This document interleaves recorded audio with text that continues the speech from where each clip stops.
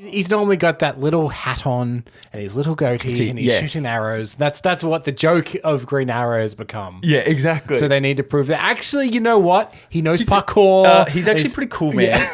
He's got like heaps of different types of arrows. Hello and welcome to the Cancelled Movie Report, the documentary podcast series that talks about the best movies that Hollywood never made. My name is Michael Campbell, but you can call me Cambo.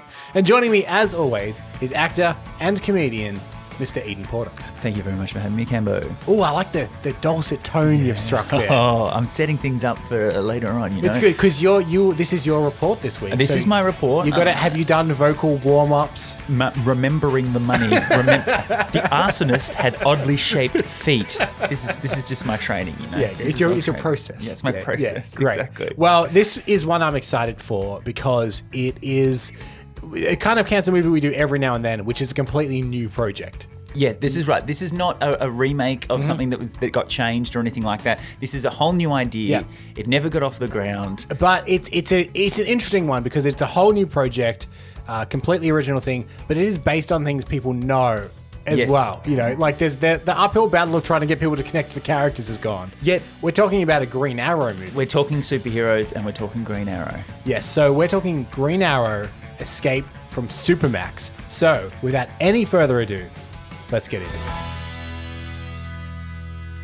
Cambo, the year is 2008. This is 3 years after Batman Begins, and Iron Man is just about to be released. So the superhero bubble hasn't really exploded yet.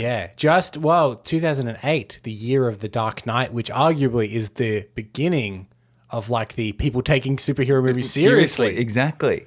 But there was one man who's always had a passion for all things superhero. And have you heard of David S. Goyer? Screenwriter of The Dark Knight, yeah. Yes, correct. You have. Very good. You've done your research, Cambo. Yes. But did you also know that he came off the back of the Blade trilogy? Well, this is the thing about David S. Goyer.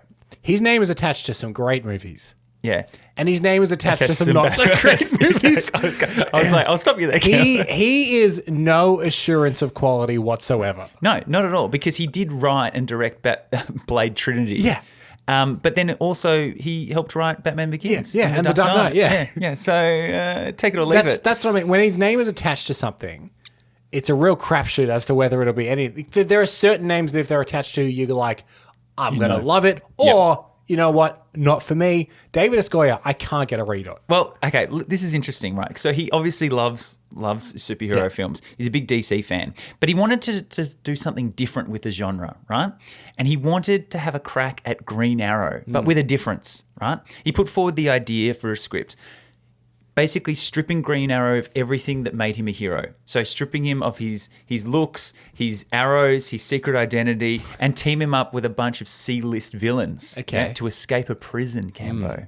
So it's a bold idea, and there was a lot of buzz around it. Mm-hmm. He developed a script with Justin Marks. Now, have you heard of Justin Marks before? Yeah, there's probably a reason for that. Because up until this point, he was completely unknown at the time.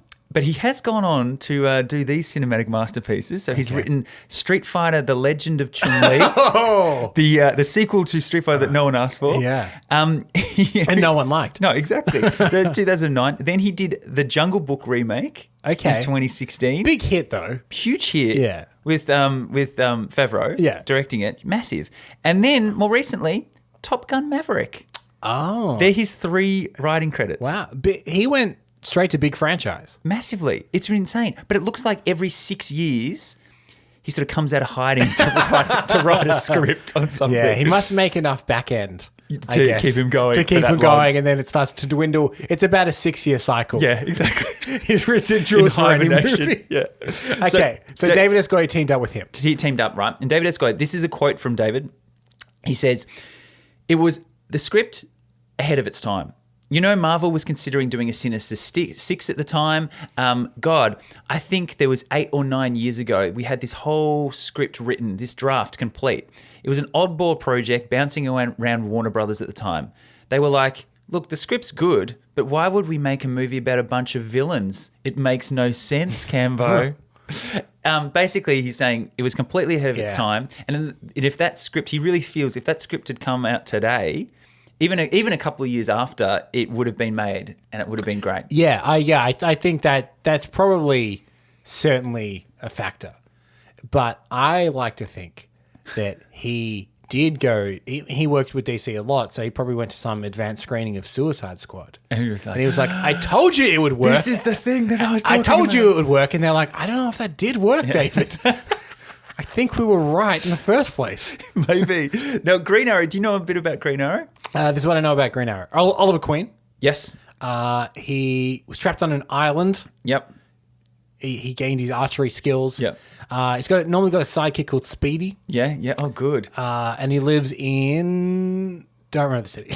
Star City? Star City. Yes, very Star good, City. very good. Yes, so you've got the outskirts. And normally, traditionally, little goatee. Yes, he always has a little goatee. Yes. Yeah, and he has and his the little green hood. cowards of the CW show refused to do give the him a goatee. Well, you've hit a lot of the major points. One thing I do want to add to that is that in the comic book world, he's probably best remembered for a story that the Green Arrow did in 1971, where him and Green Lantern, they took on drug dealers. Yeah. Was it something to do with heroin? Yes, it is. Yes, it Yeah. is. And in the process, look, I've got a. Have you seen the front cover? I'll show you the front cover. Yeah, okay. Yeah. In the process, they find out his young sidekick Speedy is a heroin addict, and you can see here on the cover it says DC is. It says DC attacks youth's greatest problem, drugs. And Green Arrow there is saying, "My ward is a junkie."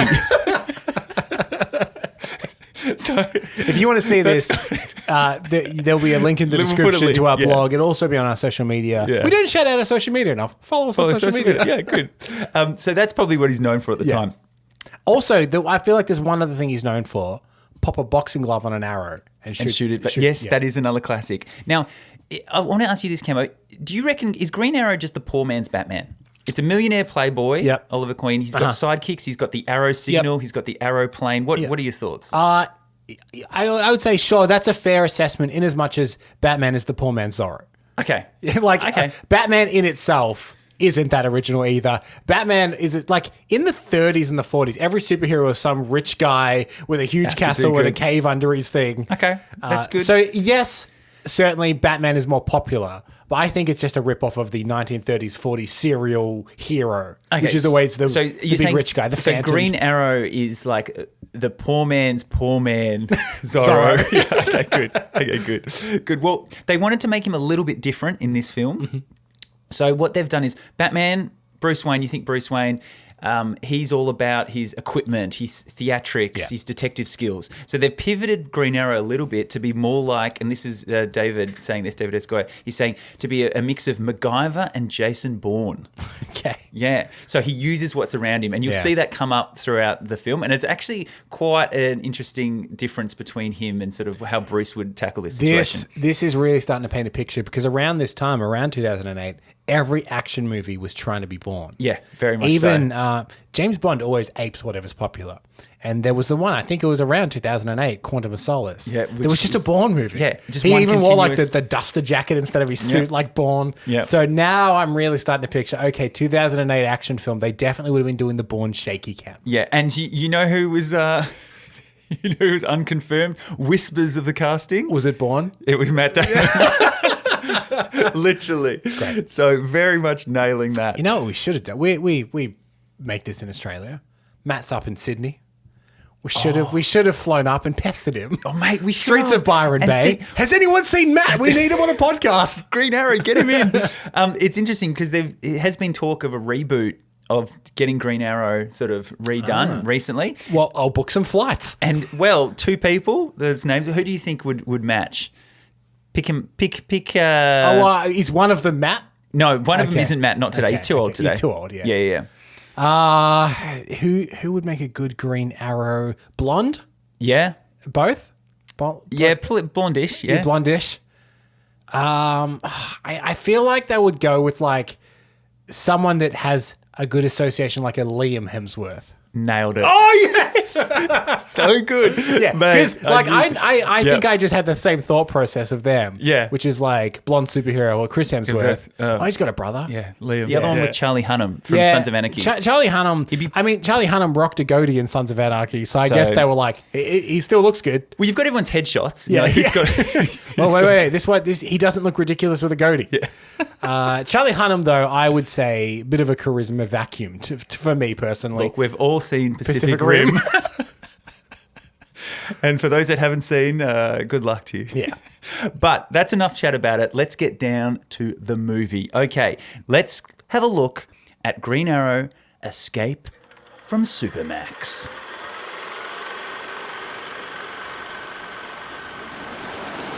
We open on a Caribbean night 12 years ago. A splash rains out. We see a young Oliver Queen in his 20s in a soaking wet tuxedo, struggling to stay afloat in the raging ocean. God, he would have had his Goodwill Hunting hair. He would have. The super yacht cruises away, and his cries are drowned out by the music. That's sort of a setup. Then we cut straight back to modern day. Yeah. So we're not doing. So the he starts lost in the water, Yeah. like Jason Bourne. Like Jason Bourne, very similar. But now we're back in modern day. So we cut to an opulent dining table. It's in an enormous banquet hall full of high society patrons. And then we've got an older Quinn now in his 30s sitting front and centre. His childhood best friend, William Hackett, is addressing the crowd. He tells the crowd the story of there's two Oliver Queens. One, a wild trust fund brat, sort of partying all the time with models, very Bruce Wayne at this point. But then there's the person that fell off the yacht and resurfaced 3 years later, a different Oliver, full of principles and vision. Yeah, we see images of Queen. A lot of arrows now. Lot of arrows. Always has a quiver. We see pictures of him doing social work, showing up at Queen Industries. That's his $1 billion company that he runs. And it's not Wayne Enterprises, thank you very No, much. I'll have you know, there's no merger here. But he helps fight organised crime and corruption, but through his actual company, not as the Green Arrow. People don't know that yet. They even call him a modern-day Robin Hood. Ooh. We pan across to see Marcus Cross, a 60-year-old CEO sitting near. He's sort of calculating and manipulative, obviously baddie. He sort of raises a glass to Queen. We are now in a different part of town, a large war room, where this is called Checkmate HQ. Now, Checkmate is an organisation that seeks to bring mass vigilantes to justice. The operation is led by Colonel Khalad, a tough-as-nail 5-star general who has a dislike for masked crime fighters. So I just want to establish, is this in a established superhero universe? Yes. Interesting. So there's people around. Yeah, okay. Yeah. Which, again, this is pre-Iron Man. Yep. Would have been something fairly... Well, there's new. a couple of Easter eggs coming up that we'll dive into. Now, there's Checkmate agents all around him, and we cut to the roof and we watch a guard sort of light a cigarette, and then suddenly a sharp projectile flies through the night and hits him in the chest. What do you think it is? An arrow. What colour? It's dark, so it's hard to tell. Green? Correct. A dark figure appears from the night, compound hunting bow in hand. Now, I'll tell you this. Here, Justin really describes this compound bow. He goes into great detail. Is this a Halo level of describing weapons? Well, I'll let you decide. It's an aluminium alloy, 2-laser sight, hinged axle pivot that snaps an arrow immediately into a mount as he pulls it back. So you can... Look, I assume when you're screenwriting, you do some research. Yeah, big time. And it sounds like he became fascinated. Absolutely fascinated with a twin laser sight axle pivoting. So we see guard after guard on the roof fall to this dark figure firing arrows at them. That one sees sort of a shadow making its way towards him. He raises his gun, but an arrow pierces his hand and sort of knocks it to the wall. Then the alarm goes off. Guards start rushing everywhere. And the colonel, he sort of gets surrounded in guards. They've all got their backs to him. Then suddenly all the lights turn out. And then suddenly we hear arrows fly left, right and centre. All the guards are dead. And then we hear footsteps. We see zoom in of feet. And then the colonel is yanked upwards. Back at the ballroom, Hackett presents Oliver to the crowd. Ladies and gentlemen, Mr. Oliver Queen. He makes his way on stage. He hugs Hackett. We see Cross down the front sort of clapping. He's obviously villainous clap. The they look at him, some balls on this guy turning up to a company he's trying to buy out. Hackett mentions to Queen. So Cross is trying to buy out his company. Queen nods and he approaches the microphone. But just as Queen is about to speak, he has the little police radio go off in his ear going, there's a shooting going down at Checkmate HQ. And he goes, I've got to go. He grabs the microphone. Sorry, sometimes virtue can't speak for itself. He walks briskly off stage and leaves the ballroom. Hackett has seen this disappearing act before, and he goes to entertain the crowd. Now, we're looking out over Star City as police cars dart through the traffic. The suspect last seen heading by car towards the warehouse district. We see a used tuxedo sort of fly off, and we see Green Arrow in all his glory, basically jumping and doing parkour down off the roofs. He lands outside this warehouse. The 2008 parkour check. Yeah. Very good. Queen runs inside before all the police cars sort of get there. He charges in for a fight, but it's empty. There's just a chair with a slumped figure of Colonel Khalid. He's dead with a green arrow in his chest. Dun, dun, dun, dun. He's been set up. Then, just as he's realised what's happened, a SWAT team sort of bursts in. Everyone runs at him. They all start firing their guns. He has wrist-mounted crossbows, right, that he fires into the roof. He swings up into the rafters. This is his cool green arrowy stuff. Yeah. He's swinging around. Everyone opens fire. He's running across the rafters. He fires arrow after arrow at the supporting struts ahead of him. They explode on impact, allowing him to surf down the beam. Think Legolas in Lord of the Rings. He then shoots off the end and he smashes through a window, right? As he's flying through, he turns. This is getting ridiculous, Campbell. He turns, he sees there's a toilet that he's flying by, and there's hand dryers in the toilet. And so he knocks the hand dryers off, and then so they start blowing hot air. Then he fires an arrow at a radiator pipe, causing methane gas to leak out.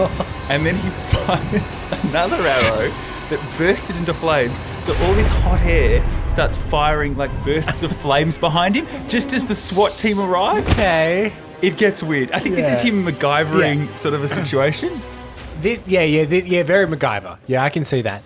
This reminds me a bit of, it's happened to like the start of Aquaman as well, which is, I think it's a character that's traditionally been seen as not very cool. So they need to have a sequence to be like, they're pretty cool. It's very much that sort of vibe because people think Green Arrow, they're like, what can he really do? Yeah. Suddenly he's firing arrows, he's got hook shots, he's blowing stuff up. He's normally got that little hat on and his little goatee and he's shooting arrows. That's what the joke of Green Arrow has become. Yeah, exactly. So they need to prove that. Actually, you know what? He knows parkour. He's actually pretty cool, man. Yeah. He's got like heaps of different types of arrows. It's not just one arrow, man. So this big fireball bursts out, knocks the SWAT guys through. Green Arrow then runs through another corridor and jumps out the window to safety, lands on the ground, does the old superhero landing on the ground, but then looks up, he's surrounded in cops. Freeze, put your hands up. He looks at his options and he decides he's not gonna escape this one. So he puts his bow down. And then they go, keep going. He drops another bow, and then he drops 4 crossbows, and then he drops his wrist rockets as well.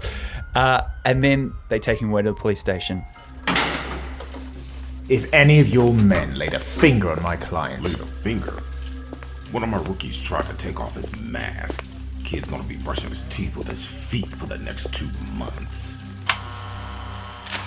This client of yours, billionaire or no billionaire, I don't care who he is, when he straps on a suit and kills a high-ranking official, he's not getting preferential treatment. Oliver Queen is not a killer. Oliver Queen's got nothing to do with it. This is about the Green Arrow and the dozens of DAs who've been trying to bring him down for a long time. Rock, meet hard place.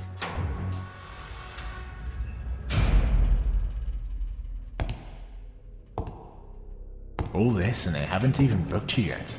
Cross set me up. Sitting at my benefit, smiling the whole time. How would he find out who you are? Hackett. This is a $90 billion takeover. No secret is too expensive. We've got to assume we've been totally compromised.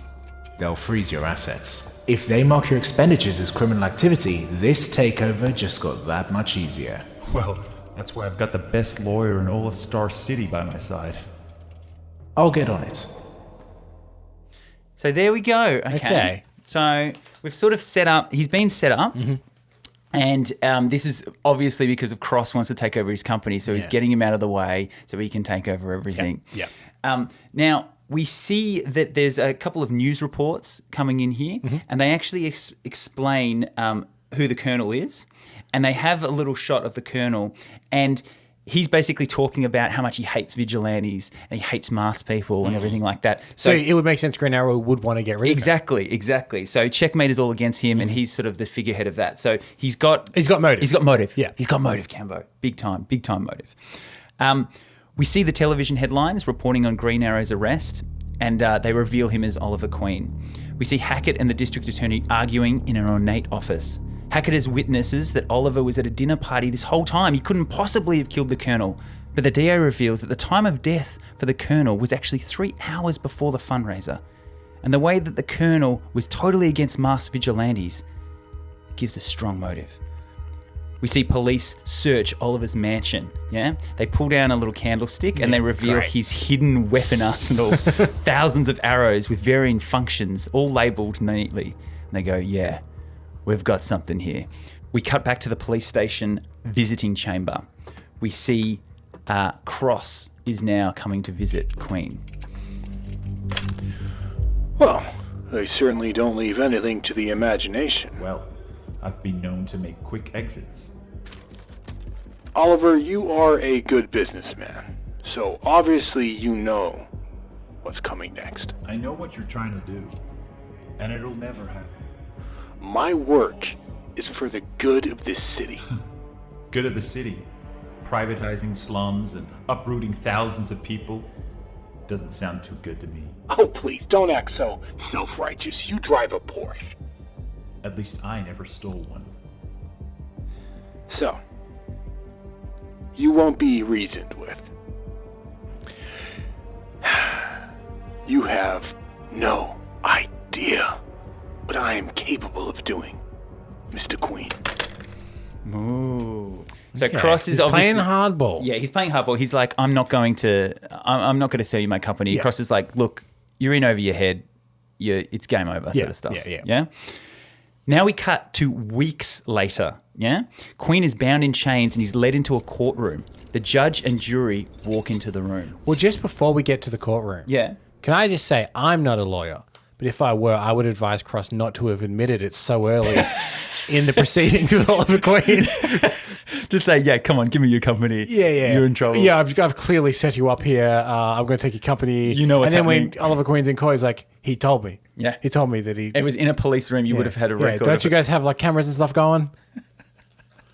Well, obviously, his lawyer's not that good. Yeah. So we're now in the court of law. Ladies and gentlemen of the jury, please pass your verdict to the bailiff. As to the charges of murder in the first degree, how do you find the defendant, Oliver Queen? Guilty, Your Honor. The crowd erupts in rage. Queen turns to the back of the room, where standing patiently against the wall is Marcus Cross. He smiles. We then cut to the outside, where a protester is talking to a cameraman. Yeah, the Green Arrow was the only guy who looked out for us in the slums. You take him away, you take away this city. And what you got left? Nothing. The federal judge leaves the courtroom in plain clothes, surrounded in security officers. He makes his way through the protesters as they start throwing things at him. He walks towards a limousine, opens the door, and gets inside. Already sitting inside the limousine, sipping a drink, is Marcus Cross. If I sentence this man to death, there's going to be a lynch mob waiting for me. That is why there is another option. Cross passes him a sealed envelope with the Checkmate logo on it. The judge stares at the document inside.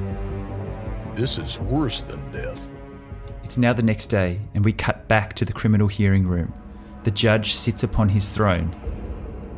Oliver Queen, please rise. Hackett looks concerned as he sees Checkmate soldiers walk into the courtroom.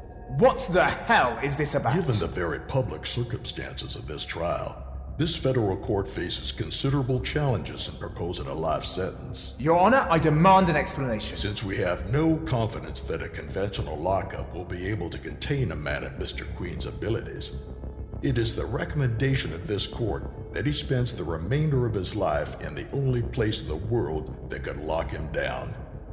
The Supermax Penitentiary for Metahumans. Your Honor, this is out of line. My client has no special abilities. I hereby surrender your life to the custody of the Checkmate Initiative. May God help you. So we've knocked out the court case pretty quick. I love a superhero courtroom drama. I think it's a cool great. element. I think Daredevil should come in. Matt Murdock, he's the lawyer and everything. But we've got to the point now. He's in prison. We've sort of knocked that out. He's been framed for a crime. Don't mind it as a setup. Yeah, I think it's good. I think it's pretty good. Would make a great Batman film.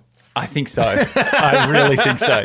So Queen is taken to a high security holding cell, and we see outside a candlelit vigil. Everyone's sort of there with, "We love you, Green Arrow, come home soon," and stuff like that. Then we do, in a sort of very Edgar Wright fashion, we do a series of quick cuts. Yep. So chains going on, slamming into a chair. He's bound, he's shaved his head, his little goatee is gone as well, so they shaved that off. But he did have it? He did have it. He definitely had it. I'm happy with that. Yeah. He's then thrown in sort of a chair and then locked into the chair. Then we cut suddenly to an airplane hangar as Queen emerges, bound from a Humvee. He's sort of like Hannibal Lecter, that. He's held in front of a federal marshal who informs him that he's no longer a free man and that he'll be incarcerated in the Supermax Penitentiary for Metahumans. And does he have any final words? Queen just raises his hand slightly, and we see he's holding the handcuff keys from the federal marshal's belt. The guard then all jump on him and tranquilize his neck. So he's good. He's good, mate. He's good. He's MacGyver. He's very MacGyver born. I wish he had the MacGyver hair. Yeah. Oh, mate. Just the quiffy. The quiff. We're now in a penthouse office filled with high-priced attorneys. We see Cross at the front hanging up the phone. He's gone. One attorney then hands Cross a slip of paper asking if they have authorization for the consignment office. We then pan over to reveal the person standing over Cross's shoulder. It's Hackett, his friend. Okay. He hands him the paperwork. So Hackett has actually been working against him. Yeah, has betrayed him. Even though he was the legal counsel. Well, and now you feel silly for saying he's got a crap lawyer, don't you? Yeah. Yeah, because he was crap. He was crap. Now we're back in blackness. We hear breathing, and then the darkness opens up and burst of light sort of comes in. Queen is dragged from a package crate with guards holding him down. A syringe injects him in the forearm with this little metal device. And they're going to call in the film the parallax device. Okay. Now that is sort of a device that stops metahumans from using their powers. It sort of electrocutes you and stuff Shouldn't like that. affect him. No, because you got no powers, man. Unless you call being sick. Like, being pretty cool, actually. Showing like initiative. cooler than people thought he was. Like he's actually exactly. pretty cool. That's his superpower. Exactly. He looks up to see dozens of guards pointing all their rifles out at him. He's sort of in an operating theatre room. Door slides open and a single figure walks out. It's the warden of Supermax, Amanda Waller. Oh, great. So Amanda Waller, you're probably familiar with her. She pops up in various DC properties. Yep. Generally as sometimes a corrupt, Wardens, sometimes a non-corrupt authority figure. She's always putting criminals in check, though. Always. That's her MO. Yeah. And when you think of her, what actress do you think of now? Viola Davis. I think she's like spot on in terms of casting. Yeah, great, yeah. She looks down at Queen and she recognizes this strong type, resilient, unbreakable, but she knows she's broken them all. Yeah. She tells Queen that Colonel Cleed was a friend of hers. And as he goes to respond, she clicks the button on her like sort of clicker. Yep. And it forces his parallax device to sort of burst into electric shocks and he starts passing out and like going nuts on the ground. So she hates him. She's always got a button to control people. It's blow up the head, electrocute them. Yeah. She loves a good button. What is she without her button, though? Oh, mate, she's nothing. She's nothing for nobody. So then we cut again. There's a lot of quick cuts in this. We then cut again to Green Arrow being given his jumpsuit. And he's never referred to as Green Arrow again in this. It's always Queen now for the rest of the thing. He's given a green jumpsuit, so he's still in green, which is good. He's given a green jumpsuit. Yeah. Does everyone have a green jumpsuit, or did they make it especially for him? I will tell you the colour definitions of each jumpsuit because there is a hierarchy of jumpsuits that we will get to in a moment. Okay. His PIN number is now 9242 and he's walked down A block corridor with it's basically this colossal cylinder space with towers sort of above them. It's got a big dome all the way at the top and all he sees is sort of all these jail cells with hundreds and hundreds of prisoners all around him. They all start yelling at him and catcalling at Queen. He's put some of these guys in here after all, so they're after blood. He's in the heart of this Supermax penitentiary now. Now, I will add a little note though, Cambo. This is the first mention of Supermax with these big towering, this dome at the top and all these sort of jail cells. Now, Justin Mark, the writer, he actually majored in architecture in college. Right, so he with a minor in compound bows. Evidently, but he did put a lot of work into the design of the prison itself because he really wanted it to be a character. And as things sort of start happening, you can really get a sense that this prison's sort of alive and it's doing a lot of crazy stuff. And he's really thought about how, like, mechanically it would actually work. That's cool. Yeah, I appreciate attention to detail. Oh yeah, I love that sort of stuff. Not so much in Street Fighter, Chung Lee, but still, he's his first strike. Queen arrives at his cell. It's a mattress, a toilet, a sink, a shelf, and a security camera. Queen sort of looks up to the security camera, gives it a wave because he knows Amanda Waller is viewing it. She's watching. Yeah, she actually is. It cuts to her in what is described in the script as the ultimate screening room.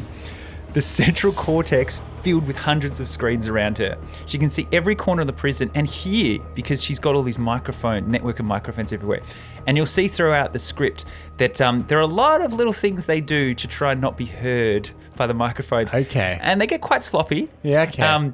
Like this scene takes place near some pigeons cooing, so she can't hear what they're doing. Stuff like that. So as soon as the pigeons stop cooing, you need to like torment them again. Hey, start cooing. No, don't fly away. There's another one where it describes in script that they're eating food hurriedly so they could talk about it and chew at the same time. So it's a little tenuous there, but we'll give.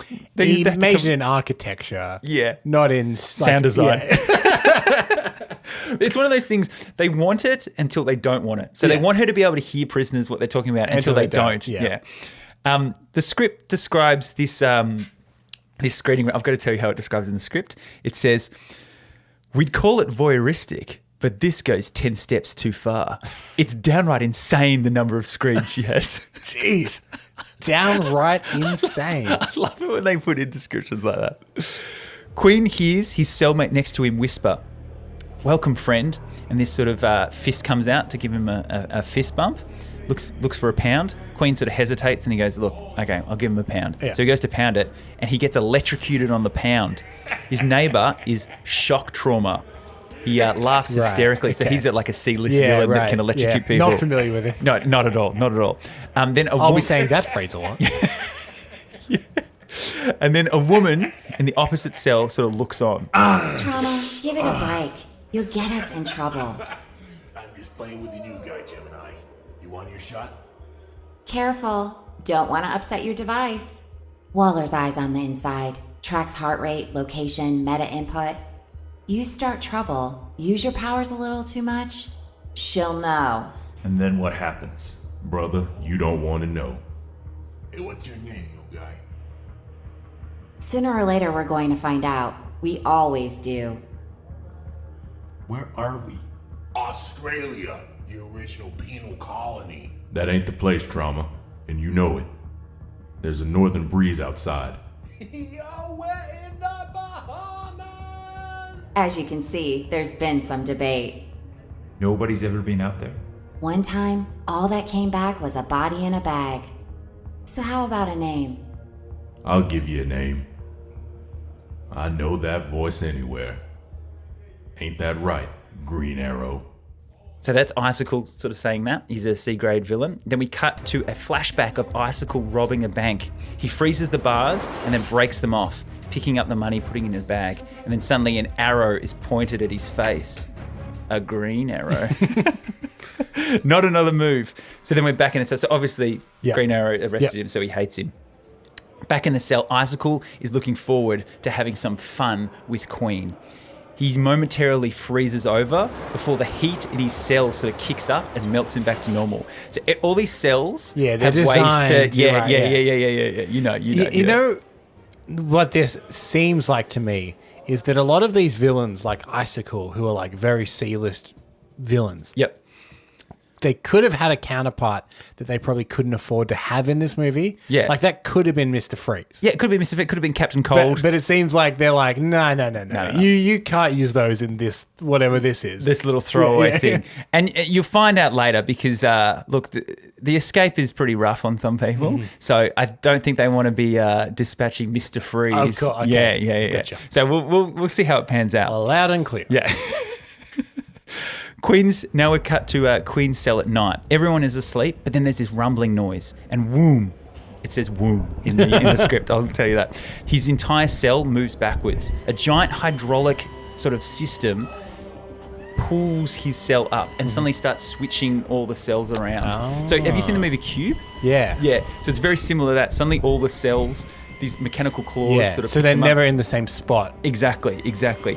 All the cells, even the corridors, sort of start moving around in this giant dome. So all the corridors are rearranged, and it makes basically Gemini explains to him. Eventually, you'll sleep right through it. They reconfigure every night. Disorientation makes you think twice about breaking out, doesn't it? Queen shrugs, unfazed. Yeah. Seen it before, mate. I've seen the movie Cube. Yeah, exactly. I need a prime number. I'd love for him to be like, oh, this is a Cube situation. I got, not a problem. Not a problem. Not Cube 2. No, it's Cube 1. The morning arrives, cell doors open, everyone steps out onto their yellow line. Queen looks around. He sees a bunch of metahumans and regulars sort of all walking around with each other. We walk past a bunch of cells. We see one that's sealed up that doesn't open, and there's a label on it. Prisoner 2714. Joker. Yeah, nice. I'll just let you know now, that is the only Joker reference in the entire movie. Yeah, no, I would have guessed that, especially for a 2008 comic book movie. They wouldn't dare. Yeah, exactly. So it's just tantalizing. Yeah, that's fine. I don't want you expecting Joker to come out the whole it's time. not Chekhov's Joker. Yeah. Very good. So Queen is walking, and then an alarm goes off. He sees that he's stepped over the yellow line. An inmate in an orange jumpsuit behind him, called Split, he sort of leans over. He's in his 20s, this sort of young kid. He leans over and tells Queen, look, they don't give us a very long leash around here. Queen sort of says, okay, thanks, buddy, and closes the door in front of Split, and then Split suddenly teleports right through it, right? So he's a teleporter, Split. Yeah. Shit, he realizes what he's just done. And he holds his temples as he starts to get a migraine from the parallax device. The device then stops and he sort of shakes it off. So even if you just use your powers for a second, you get done, mate. You get done. Queen helps Split back up and he asks him for a tour of the Max. Split says, I'll give you the VIP breakdown. So now we go on a little walkabout, which is, this is a pretty cool little bit because he basically walks around the whole yard and he sort of lays everything out. So they're walking around the rec yard. Split explains that, look, you can see everyone in the rec yard here, you get an hour of sort of supervised use of your powers. So you can actually turn your powers on when you're in the rec yard because they found out if you turn off people's powers the whole time, they start going insane. So they give them like a little opportunity to do that. Although if you're a class 5 inmate, you never get let out because you're too dangerous. I see, that's what the Joker is. Yeah, he's class 5. Yeah, but everyone else is like playing soccer, working on weights, and running, walking around in circles. There are 3 different groups. There are green suits. Right, they're the mortals with no power, like Green Arrow, so he's in green. And then the blue suits, which are the geniuses with extreme intellect, like Lex Luthor. Lex Luthor, yeah. They mention Lex. But they inject them with sort of a counterbalancing agent, so it makes them really dumb. Oh, dummy juice. Yeah, dummy juice. Yeah. You know dummy juice? Yeah. I'm very familiar with dummy juice. We then see a bunch of the blue suit guys sort of playing with blocks in a circle, sort of all sort of out of it because they've all got dummy juiced. Then we look over to see Blockbuster, a behemoth of a man, finishing a bench press. He sort of he goes, yep, they're the orange guys. They've got superpowers. They'll mess you up. Stay clear of Blockbuster and all those guys. As they walk around, they list off dozens of C-grade supervillains. Yeah, and they in the script they use the phrase, fans will recognize this person as. So it says like a 60-year-old man feeds a pigeon. Fans will recognize this person as Floric Man. Right. Okay. Count Vertigo. Calculator, Iron Cross, Pied Piper. So it's all these villains, and it's just like, and you go, oh yeah, Count Vertigo, I've heard of him. And It's ambitious to say that fans will recognise them. Oh, that's Iron Cross, of course. And then he tells him you also get flex cards, basically prison currency. You can trade them for food and stuff like that, rations or anything like that. Then suddenly they sit down at their little cafeteria. They go to eat their food, and then bang, 2 hands slam down next to him. Queen's bowl of oatmeal sort of bounces around. It's Iron Cross covered in Aryan Nation tattoos, and behind him are the other neo-Nazis, Heatmonger and Backlash. So these are guys. I looked up all these guys. They're all legit guys. Yeah. Split then teleports to the other side of the room. He goes like, "See ya," and just zooms out of the way. So Green Arrow's come to the Supermax, has he? Iron Cross spits in Queen's face. The guards want to see a fight, so they're not going to sound the alarm yet. They're all like, "Oh yeah, this is cool." Queen gets up. He just stands there. He goes, "I don't want to fight you," and then Cross sort of pushes him over. Queen gets up again and goes back down. Refuses to fight. Sits back down in his oatmeal. Heatmonger then presses her hands on the table as it starts to heat up and melt. So that's what Heatmonger can do, right? Queen notices that it's also heating up his oatmeal to boiling point.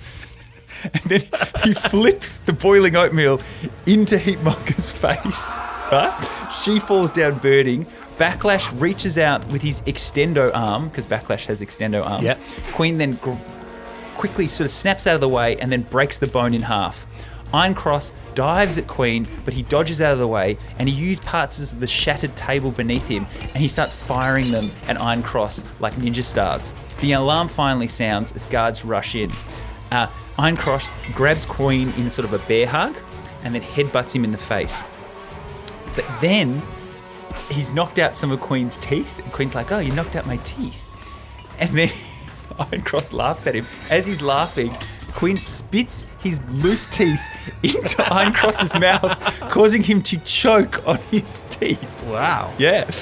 Then the police all come in, knocking everyone down and start beating on them. Everyone's parallax devices go nuts and everyone gets electrocuted. Queen wakes upside down with Amanda Waller standing in front of him. Whose side are you really on, 9242?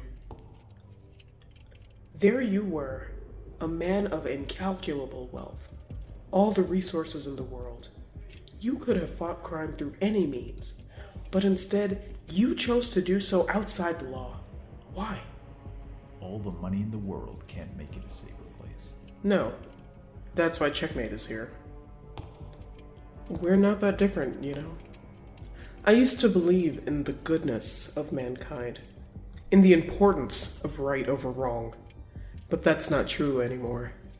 In a world of capes and masks, all we have is the law to show us the way. It doesn't bother you that Colonel Khalid's real killer is still out on the street somewhere? He's not. I'm looking at him. I was set up. Not according to the law. Supermax isn't just a place to house the degenerates of society. It's our only meaning in a compromised world. 6 weeks in the hole. Good luck, 9242. And then Queen is dragged out to the hole, like solitary confinement. Yep. 7 by 7 feet cell, completely black. He feels the walls. There are vague glimpses of sort of people who've written numbers and stuff like that. And also he can make out someone has written Enigma was here. So, yeah. Right, okay. Read the reference. So there's going to be a lot of references to characters that they couldn't actually put in the film. Yeah, but they've got them on a technicality. Exactly. Yeah. You'll see that. Yeah, okay. Yeah, it's really annoying, actually. So it wouldn't be a cliche action movie without the line, "We're not so different, you and I." It's so... But the other thing that strikes me a bit is Green Arrow is a bit in this script, I guess that because they're trying to make him like MacGyver, but he's coming off to me as a big Daredevil fan, a lot like Bullseye. Actually, I read a couple of things, and a lot of people gave that feedback. They've sort of made him more into... The whole thing about Bullseye is in his hands, anything's a deadly weapon. And it sounds like he's chucking oats. He's doing a Goldilocks. Well, at one point, he does use some pens later on. Okay, very Bullseye. So very Bullseye in that regard. So as Queen is stuck in the hole, we go back to Queen Industries boardroom, where Hackett and a clerk are arguing. Hackett's power of attorney are not enough to force an acquisition of the company. Cross bangs his fist on the table, saying, we were told that this would be significant. Yes, this should all be a done deal. The clerk says Queen would have to be declared dead before they could release his estate. Cross and Hackett share a knowing glance. Okay. So now it's like, it's not enough that he's in jail. They need to kill him. They need to kill him as well. So we're back with Queen in the hole after 20 days. They do these sort of jumps, these like little jumps, and he's obviously skin pale, malnourished, hair grown out. We see sort of... Okay, stay with me here, Campbell, because it's going to get weird. Okay. We see some ants start to make their way into his cell. Yeah, hundreds of them. So far, with you. Okay, good. Then they start to form a shape. Okay. And then the ants form the shape of, why don't you talk to me? Yeah. Okay. Yeah. I'm assuming this isn't going to be a crossover with the Marvel character Ant-Man. No, it's not. Then they turn into another thing saying, you are not alone. These are little ants, by the way. The camera then zooms down. This is using all your CGI stuff. And it starts following the ants out of solitary, all the way down the corridors, beneath another set of doors, between guards' legs. And then it enters in the cell of Hartley Rathaway, the Pied Piper. And this is an interesting line, Cambo, he can hear through ants. It's weird. The folklore of the Pied Piper is a bit different. Yeah. Hit me. Well, the Pied Piper, he had his pipe. Yep. And he had the children follow him, right? Yeah. Well, he had the rats. Yeah, and the rats. He got rid of the rats, and then they didn't pay him. Yeah. And so then he took the children. Yeah. And there's not a lot of ant crossover there. They've definitely expanded. Maybe there's some kind of like Pied Piper origins. It's a dark, gritty tale about how he actually hears through ants. This is true. I don't know. But it now explains in the script that we're going to follow this next conversation split between two screens with a man speaking to a man using the medium of ant. Yeah. Okay. But then it says that the ants will not be on screen. Rather, it will seem as if by means that they are speaking directly to each other. So, it's going to be shot. Are you getting this? Am I painting this picture? Yeah. I just have one question. Well, only one, Campo? Yeah, I think there's one question will encompass it. Yeah. Why have they done this? Yeah, I don't. Why have they chosen this as a thing? It's so weird, Cambo. It's so weird. Okay, but I got you. They're talking via ant, but it's going to appear as if they're having a conversation. Exactly. Pied Piper is talking to Queen. They wanted them to talk, and so they're going to talk through ants, but they don't want to keep showing the ants becoming the words. They just want them talking to each other. So here we go. This is now the conversation between the two. My name is Hartley Rathaway. They once called me the Pied Piper. I've been in Supermax since the beginning. You talk to ants? All creatures that can be manipulated by high sonic frequencies. Queen violently kicks at the ants, trying to dispel them. They instantly pull back into formation. What do you want from me? Your trust, your faith, and your willing partnership in our escape. Sorry, but I'm no villain. That doesn't matter. No man belongs in this place, good or bad. We're all victims within these walls, raped by the inhumanity. It's the souls they're violating. That's why we must escape, so the world can see this injustice. You brought this on yourselves. All of you deserve to be in Supermax. I thought the Green Arrow was a crusader. The Green Arrow is dead. No. He just needs to change. Tell me how you became the Green Arrow. So then we do a quick flashback to Queen's time on the island, and we sort of have him sort of talking over this. Sure. It has him eating poison berries by mistake. His tuxedo is still wet. He's failing to kill a boar with a spear because he hasn't found his MO yet. Then we see him fashioning a bow from wood. Then we see him hunting boars down with bow and arrows. And so he's sort of, you see him over this time become... He's developing. Yeah, he's developing. He's rockying. Oh, dude, he's massively rockying. And you can see by the end of it that he's actually, a bit of a badass. Yeah. You built yourself from nothing. And when they found you 3 years later, you were a changed man. You understood the reason behind your simple existence, yes? Yeah, I finally knew who I was. Good. Let me help you find yourself again. The Green Arrow is dead, but he can be reborn. He is the only man who can show the world that cages like this should never exist. None of us deserve Supermax. Deep down, you know it's true. All that remains is a question for you, Oliver Queen. Can you build yourself from nothing once again? Can you learn to trust those you once despised? There we go. So, okay. Thoughts on the ant conversation, Campbell? I love the ant aspect of it, first of all. You love the I ant love it, aspect, and yeah. I wouldn't change a thing. Yeah, okay, good. Obviously. So we're led to believe now that Oliver is now in. Yes. But I would say that Pied Piper put up somewhat of a flimsy argument to really convince him of it, you know? Well, he was just like, hey, we don't deserve this being treated. Yeah. Man, these guys have probably killed people. Well, because, I mean, Oliver starts by saying, you all deserve to be in here. Right? And I understand that like a character arc is probably him he's going to learn that that's not necessarily always the truth, etc. But he went from that opinion to, okay, I'm in, within a single... conversation. Like, not even a conversation. It's just like... Campbell, remember, it was a conversation through ants. It adds a little bit of spice. Element, it adds a little bit of spice to the conversation, I think. Yeah. It's... have you ever been convinced of something? And have you ever been convinced of something via ant?